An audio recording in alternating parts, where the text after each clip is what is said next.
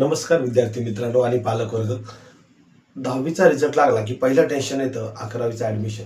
कोणत्या कॉलेजला करायचं, कोणकोणते डॉक्युमेंट लागतील. मग त्यासाठी हा आपला व्हिडिओ आहे, जेणेकरून तुम्हाला डॉक्युमेंटसाठी लागणारी धावपळ कमी होईल. तुम्हाला अगोदरच कळेल की आपल्याला कोणकोणत्या डॉक्युमेंटची सोय करून ठेवायची. तर व्हिडिओ आवर्जून बघा. व्हिडिओ आवडल्यास लाईक करा, चॅनलला सबस्क्राईब करायला विसरू नका. ठीक आहे. बघा, 11वीच्या ॲडमिशनसाठी आपल्याला महत्त्वाचे, जर समजा नॉर्मल कुणालाही, तो ओपन कॅटेगरीमध्ये असू दे नाहीतर कास्टमध्ये असू दे, कसे आहेत, तर आपल्याला काही महत्त्वाचे डॉक्युमेंट पहिले लागते. तो म्हणजे काय, 10वी पासचा रिझल्ट, तो पहिलाच आला. 10वी लिव्हिंग सर्टिफिकेट, 10वीची शाळा सोडल्याचं लिव्हिंग सर्टिफिकेट लागेल. आधार कार्ड, ते पण तुमचं अपडेटेड पाहिजे. खूप जणांचं ऑलरेडी अपडेटेड असेल, नसेल तर ते अपडेट करून घ्या. आधार कार्ड अपडेटेडच पाहिजे. पासपोर्ट साईज फोटो, 4 ते 5 फोटो ठेवला तर जवळ बरंच आहे. मोबाईल नंबर आणि ईमेल आय डी हा खूप सगळ्यात महत्त्वाचा आहे. कारण तुम्हाला ज्या काही इन्फॉर्मेशन, ॲडमिशन कुठे झालं, काय प्रोसेस, सगळं तुम्हाला कशावरती कळतं, मोबाईलवरती आणि ईमेलवरती. त्यामुळे तुमचा एक ॲक्टिव्ह मोबाईल नंबर, ज्याच्यावरती व्हॉट्सअप ॲक्टिव्ह असेल, आणि ईमेल आय डी, या सगळ्या गोष्टी तुम्ही रेडी ठेवा. सोबत तुम्हाला काय ठेवायचं बघा, ॲप्लिकेशन फॉर्म. रिझल्ट लागायच्या अगोदर आपण एका वेबसाईटवर जातो, FYGCadmission.in. बघा, साईटचं पुन्हा नाव आहे का, FYGCadmission.in.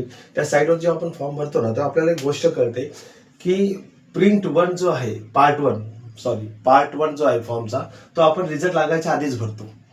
ठीक आहे. आणि रिझल्ट लागल्याच्या नंतर पार्ट 2 पण आपण पूर्ण भरतो. मग ह्या दोघांची प्रिंट सुद्धा आपल्याकडे तयार पाहिजे. तिथं प्रिंट आपण घेऊच. ठीक आहे.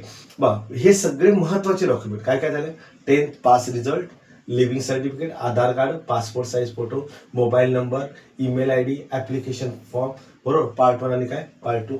आणि ह्याच्यामध्ये सुद्धा हे सगळं डॉक्युमेंट रेडी झाल्याच्या नंतर, समजा काही मुलांकडे जर समजा कुठे स्पोर्ट्समध्ये नॅशनल लेवलचं काही सर्टिफिकेट वगैरे असेल, तर ते सुद्धा रेडी ठेवा. कारण स्पोर्ट्स कोटाद्वारे सुद्धा काही कॉलेजमध्ये आपल्याला ॲडमिशन सिक्युअर करता येतं. जर समजा मायनॉरिटी कास्टमध्ये असेल, तर तुम्ही मायनॉरिटी सर्टिफिकेट तुम्ही जवळ ठेवू शकता. जर तुम्ही EWS मध्ये नोंदणी असेल तर EWS सर्टिफिकेट, पण EWS सोबत तुम्हाला इन्कम सर्टिफिकेट ठेवणं सुद्धा तेवढंच गरजेचं आहे. त्यामुळे ह्या डॉक्युमेंटवरती पण सुद्धा लक्ष द्या. कुठला जर समजा EWS द्वारे करताय, तर तुमच्याकडे काय पाहिजे, इन्कम सर्टिफिकेट सुद्धा पाहिजे. बघायला गेलं तर हे एवढेच मेन डॉक्युमेंट. हे कोणासाठी, ओपन किंवा जनरल कॅटेगरीमध्ये जर तुम्ही ॲडमिशन करताय तर. ठीक आहे. एक्स्ट्रा काय काय लागलं बघा तुम्हाला, स्पोर्ट्स कोटा असेल तर, जर तुमचा मुलगा किंवा मुलगी स्पोर्ट्स कोटामध्ये खेळामध्ये एक्सपर्ट असेल तर तुम्ही ठेवू शकता तर ते सुद्धा उपयोगाला येतात. मायनॉरिटी सर्टिफिकेट जर तुमच्याजवळ असेल तर बोलू, नाहीतर गरज नाहीये. EWS सर्टिफिकेटमधून जर समजा EWS द्वारे तुम्ही रिझर्व कॅटेगरीद्वारे जर समजा तुम्हाला ॲडमिशन घ्यायचं असेल, EWS सर्टिफिकेट किंवा इन्कम सर्टिफिकेट. आता यापुढे बघूया आपण कास्ट सर्टिफिकेटद्वारे, म्हणजे कोणकोणत्या कास्टला आपल्याला कोणकोणते डॉक्युमेंट आला ते आपण बघतोय. मगाशी आपण चर्चा केली होती, काही 6 महत्त्वाचे स्टार्टिंगचे डॉक्युमेंट, ते सगळ्यांनाच गरजेचे आहेत. पहिले 6 कोणकोणते, त्याच्यामध्ये 10वीचा रिझल्ट होता, 10वीचं लिव्हिंग सर्टिफिकेट होतं, शाळा सोडल्याचा दाखला तुमचा, बरोबर. आधार कार्ड तुमचा अपडेटेड पाहिजे, पासपोर्ट साईज फोटो पाहिजे, बरोबर आहे. ईमेल आय डी पाहिजे, मोबाईल नंबर पाहिजे. परत तुमचा ॲप्लिकेशन फॉर्म जो भरता तुम्ही पार्ट 1 पार्ट 2, यांची प्रिंट तुमच्याजवळ असणं गरजेचं आहे, म्हणजे आहेतच. सोबत तुम्हाला एक्स्ट्रा काय लागतं बघा, जर समजा तुम्ही अदर बोर्डमधून येत आहे, CBSE बोर्डमधून वगैरे येत आहे किंवा SSC बोर्डमधून येत आहे, तर तुम्हाला मायग्रेशन सर्टिफिकेट पाहिजे. दुसऱ्या स्टेटमधून येतं, अदर स्टेट बोर्डमधून, तर तुमच्याकडे मायग्रेशन सर्टिफिकेट पाहिजे.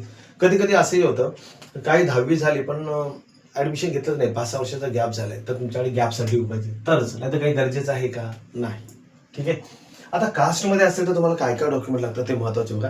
कास्टमध्ये महत्त्वाचे तुम्हाला पहिलं कास्ट सर्टिफिकेट पाहिजे. कोणकोणत्या कास्टसाठी कंपल्सरी लागेल बघा, SC ST OBC NT आणि SBC असेल तर तुम्हाला कास्ट सर्टिफिकेट कंपल्सरी पाहिजे.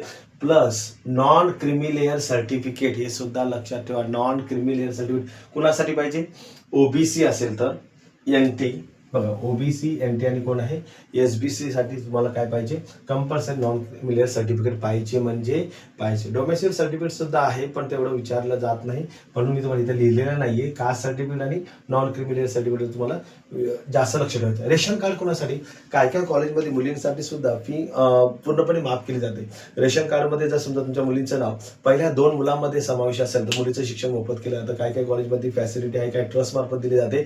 त्यामुळे जर त्या रेशन कार्डमध्ये तशी नोंद असेल तर ते सुद्धा होतं, म्हणून म्हटलं इथं रेशन कार्ड सुद्धा एक्स्ट्रा ठेवा. जर तुम्हाला डॉक्युमेंटची लिस्ट कळाली असेल तर लवकरच डॉक्युमेंटची लिस्ट तयार करा, जेणेकरून तुम्हाला 11वीच्या ॲडमिशनसाठी धावपळ होणार नाही. जास्त करून कास्टवाले, कारण का तुम्हाला हे 2 डॉक्युमेंटची गरज. कास्ट सर्टिफिकेट पण असते, पण काही काही जण नॉन क्रिमिनल सर्टिफिकेट नसतं, इन्कम सर्टिफिकेट ही कधी कधी इकडे दिलं होतं, तर ते जरा अरेंज करून घ्या. ठीक आहे.